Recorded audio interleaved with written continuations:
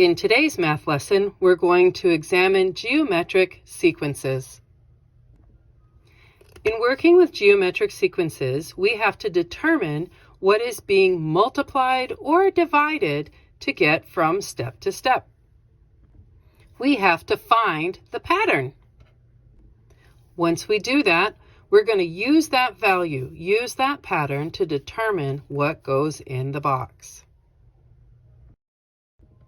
In example 1, we're going to find the missing number in the sequence of 4, 16, 64, and unknown 1024 and 4096. Let's start by looking for our pattern.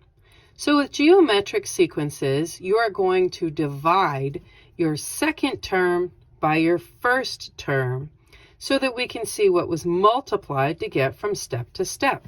Again, we need two numbers that are literally side by side in the sequence in order to work with our ratio. So my second term is 16, while my first term is 4.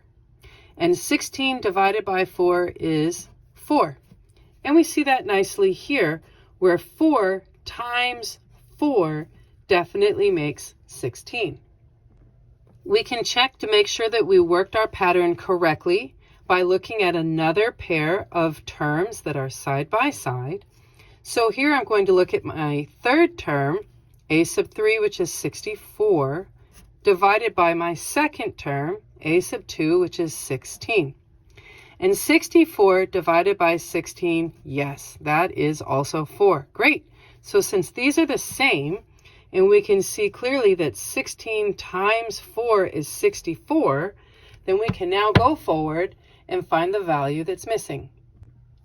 So we multiply 64 times 4, and we end up with a value of 256. And if we wanted to check that, we could say, hey, 256 times 4, yes, it does give you a value of 1024.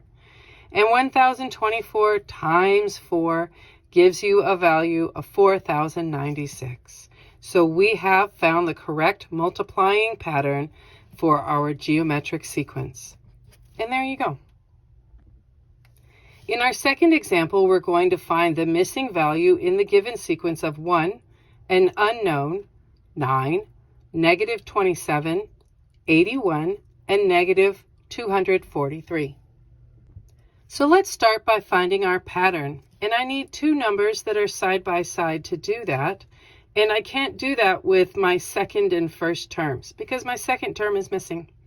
And so I can't do that with my third and second term because my second term is missing.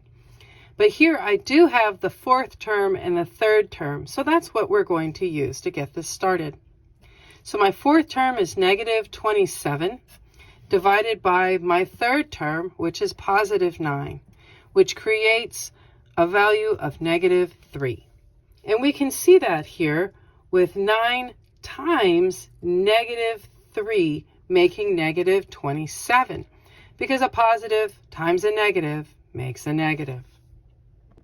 Let's make sure that we're running through our pattern correctly. I have a fifth term and a fourth term that are both known side by side. So my fifth term, a sub 5, which is positive 81, divided by my fourth term, which is a sub 4 of negative 27. And when you work that through, we have a quotient of negative 3. Great. So we have again found that our ratio, our pattern, is multiplying by a negative 3, as negative 27 times a negative 3 makes a positive 81. So now that we know what our pattern is, let's go use it. We have positive 1 times a negative 3. A positive times a negative is a negative. 1 times 3 is 3. And that's all we need for this happy little sequence. And there you go. In example 3, we're going to find the missing number in the sequence of 4, 12, 36, 108, and an unknown. Since my first two terms are both known, we can use them to find the value, the ratio of our pattern. So our second term is 12. Our first term is 4. So 12 divided by 4 has a quotient of positive 3. And we can see that here with 4 times 3 making 12. Since my third term and my second term are both known, then I can test my pattern to make sure that I did my math correctly with these two numbers. So my third term is 36, my second term is 12, and 36 divided by 12 is 3. Great! So now I can say, 12 times 3 makes 36. And we can work this multiplying of 3 forward towards our unknown. 36 times 3, yes, it is 108. And then 108 times another 3 does happen to create 324. And there you go. In our fourth example, we're going to find the missing value in the given sequence of -1, +10, -100, +1000, and an unknown. Let's start by finding our pattern. A sub 1 and A sub 2, our first two terms, are both known. So we're going to use them to find out what the ratio is. So my second term is 10, my first term is -1, and 10 divided by -1 is -10. And we see here that -1 times a -10 will make a +10. A negative times a negative is a positive. 1 times 10 is 10. Let's make sure that we've found our pattern correctly by checking another pair of terms that are side by side with known values. So my third term is -100, while my second term is +10. So a negative divided by a positive is a negative. 100 divided by 10 is 10. Wonderful. We got the same pattern. So let's use it. +10 times a -10. A positive times a negative is a negative. And 10 times 10 is 100. Wonderful. Now that we know our pattern is right, let's use our -10. So negative times a negative is a positive.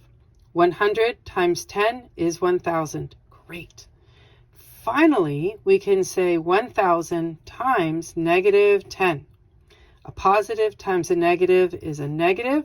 1,000 times 10 is 10,000. And there you go. In our fifth and final example, we're going to find the missing number in the given sequence of 1/4, 1/16, 1/64, 1/256, an unknown, and 1/4096. Let's start this process by finding our pattern. So we know our first two term values, and we are going to divide them with my second term divided by my first term. This can be a little bit tricky if you're using a calculator, but it most definitely can be done. You just need to be very careful in how you type it in. So 1/16 divided by 1/4. That actually ends up equaling 1/4. And if you were to multiply 1/4 times 1/4, you will get 1/16. To make sure that we've done our pattern correctly, let's check it. So A sub 3, my third term, is 1/64 divided by 1/16. So again, this can be put into a calculator, but you have to be careful. And when you do this, you find that you have a value of, again, 1/4. That's great. So 1/16 times 1/4 will give you 1/64. Now that we have our pattern, let's go use it. So 1/64 times 1/4, yep, It is 1 over 256. Great. Let's use it again. So 1 over 256 times 1/4. That ends up giving you a value of 1 over 1024, which you could again test, and you could say, hey, what happens when you multiply that times 1/4? Yes, you definitely get 1 over 4096. So there you go.